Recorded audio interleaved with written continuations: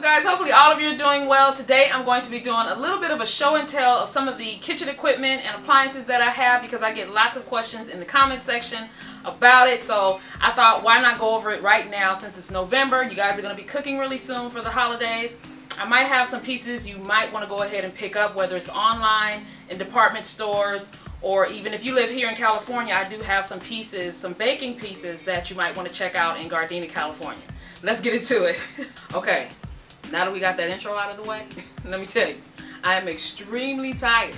I had a latte on the way home from work thinking that was going to wake me up. All it might do is just make me talk a little faster.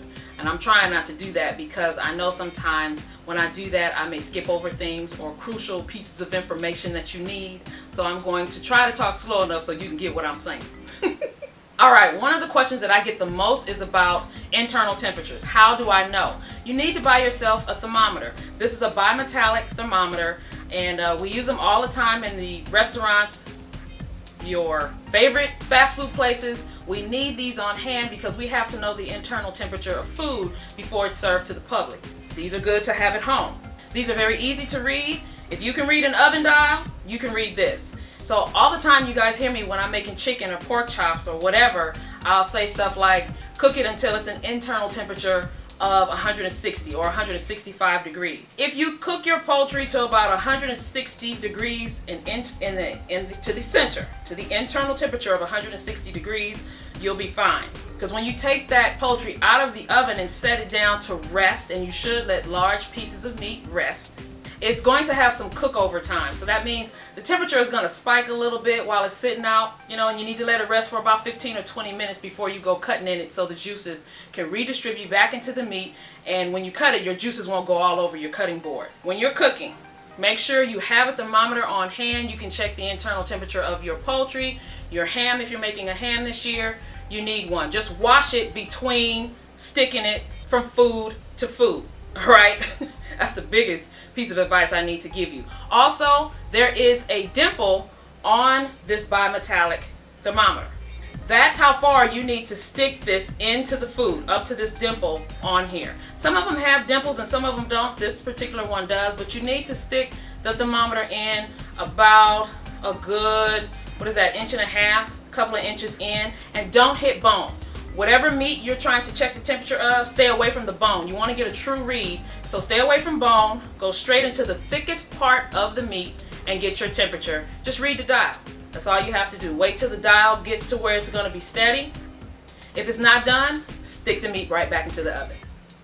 Also, for everything I'm going to be talking about in this video today, I'm going to have links down below in the description area for you to find the particular items that I'm talking about. If I can't find the exact items, what I'm going to do is give you the equivalent. So I may link you to Amazon, I may link you to Macy's or wherever. That way you can find the particular item if you want to take a look at it.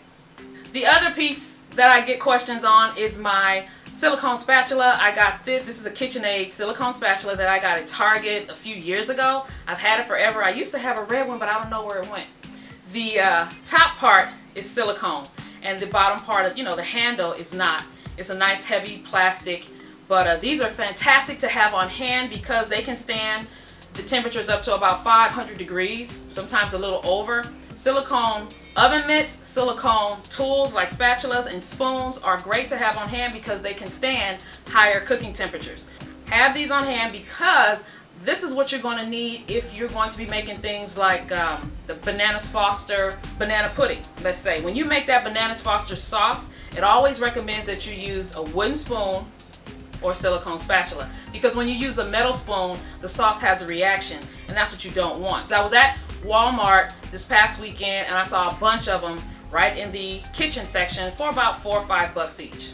Let's talk about knives really brief. I'm not going to get into any depth, but I am going to show you some things to look for with knives. I get questions about my Santoku knife. I talked about this knife I think a little bit in a video. I don't remember, but I'm talking about it now. This is my Santoku knife. The knives right now that I have for everyday use and that I recommend, especially if you're trying to look for just a reasonable investment, are J.A. Henckels. I like these a lot. They work. This is the Santoku. The Santoku knife was made famous by Rachel Ray because that was her favorite knife. This one I love. I've had it for about, I want to say 14 years or so. So it's gonna last. One of the things you don't want to do with your knives is let them hang out in dishwater. Don't do that. Make sure you wash it after every use and then set it on top where everybody can see it. Don't let it sit down in dishwater where somebody can cut their hand possibly. Always make sure you leave it up high where it can be seen. One of the most important characteristics that you need to look for on knives is that they are forged. That means that the blade is all one piece. It doesn't stop about here. If you buy a knife and the blade stops about right here and there's a rivet or a screw that connects it to the handle, that knife is less expensive and it's only going to last you a little while. If that's what you're looking for, great. But if you're looking to make a better investment for something that's going to last you a little longer, then always look for a knife that is forged. The blade is one piece and then the handle is riveted on here. The other thing I like to look for is I always hold the knife to see when I'm cutting, does my knuckle hit the cutting board? If your knuckles hit the cutting board when you're cutting, that means the base of the knife is not deep enough. Alright, so just give it a hold. If you can hold your knife, if you're at a place where you can touch them, go ahead and hold them and see, pretend like you're cutting on a cutting board. Are your knuckles hitting the cutting board? Yes? No? Make a decision. I got these at Macy's, I believe, when they had a sale long time ago. But like I said, I'll try to find some and link them down below. When it comes to knives, the varieties can go long, far, and wide. You can look for them lots of places. They're available in department stores. They're available online. There are companies like Cutco. You would only probably want to invest in knives like Cutco or other brands. I'm not just saying just get Cutco, because some knives can cost you that much. My sister has, this is an older set that was gifted to me, and this is the wood handles. And my sister has a set that is beautiful white pearl. She picked those and she paid for them. She paid quite a bit for them. But you need to know what you're investing in and how to take care of those pieces. I had a friend who was talking to me one day and he was like, my wife is really upset. My son lost one of our steak knives and I don't understand why she's so mad. And I said, well, what kind of knives does she have? And he said, well, they're Cutco. I said, yeah, you need to do something with that boy. He need to find that steak knife because those knives cost blah, blah, blah. And he said, what? I said, oh, you didn't even know how much she paid for those knives. Yeah, she should be upset. Y'all better find them knives. Okay, moving on to the next piece. This is one of my skillets that I use all the time in my videos. This skillet I talked about in another video when I was talking about some non-stick cookware. This is made by Wolfgang Puck and it is part of his bistro line. Now, I got this about, I had this before I moved into this house, so yeah, I've had this about 15 years, about 16 years actually. And the one thing that I regret about this cookware, and I wasn't aware of it when I purchased it, is that the handle heats up. That's one thing you have to be aware of with cookware. Now, you can see that the handles are riveted on spectacular. You can see it here, and you can see it here. Okay? So the handle is just like it's supposed to be. However, the construction is to the point that the handle is so close to the skillet itself that when you're cooking in it, the handle gets extremely hot if you're not careful. So I'm used to cooking in this skillet now, but I would be very nervous if someone was in the kitchen with me cooking and I didn't make them aware of this particular skillet handle. The one thing that you need to look for with skillets and handles, or pots and handles, is that the handle is riveted on, but the design needs to come up and out. That way your handles are more apt to stay cool when you're cooking on the stove with them. No matter where you put it on the stove, the handle should stay pretty cool. Remember, up and out. I'm going to link you to a Cuisinart skillet that's about this size. And I think it is about this size. I looked it up. And you can check it out for yourself and you'll see what I mean when I'm talking about the design of the handle. Now, there is cookware that can stand up to 500 degrees or 550 degrees, but you do have to do your research, read the specs on the pieces that you're looking at or the sets that you're looking at. That way you'll know. I don't like pieces that I can only use on top of the stove. No, I need dual purpose. Top of the stove and in the oven. All right, let's talk bakeware for a minute. I get questions on my cake pan.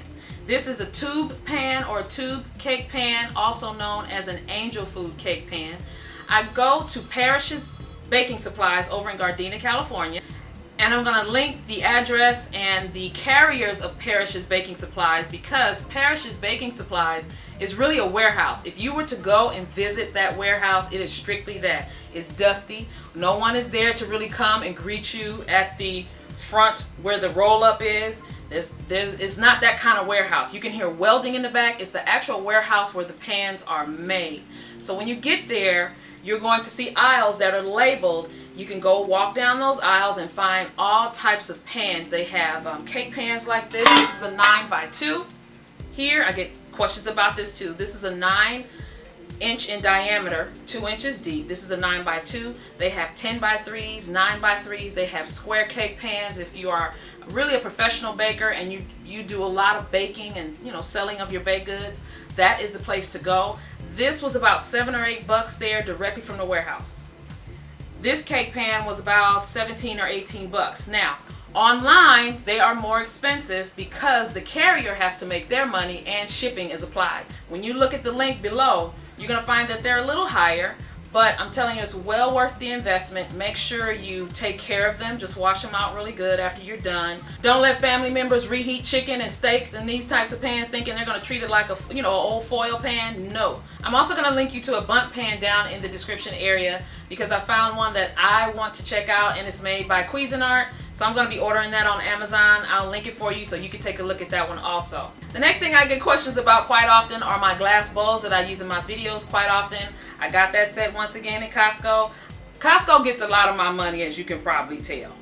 But I bought those about 5 or 6 years ago. Once I saw them in Costco, I knew to get them right away. And that's kind of the way you have to treat Costco. If you see something in there you like, you probably need to get it right then, because once that item makes its way in and then it sells out, sometimes they don't bring it back. So I got 2 sets of those bowls, and I love those, and they help me to help you see what I'm doing in the videos. Those were, I can't remember, maybe 20 something bucks. I did find them on Amazon for you, and I'm going to link those for you also. Or if you see them while you're at Walmart right now, this is the time of year where that kind of stuff will hit the shelves. So check out your local Walmart and Target, because you could probably save some money there if you have coupons. If you're an avid online shopper, let me say this right now while it's on my mind. Get an Ebates account. I was so angry with myself that I didn't have an Ebates account sooner, because I shop online quite a bit. And shopping with Ebates, you can get cash back from the purchases that you make from your favorite stores. So if you go set up an Ebates account, they'll start you off with a free $10 gift card.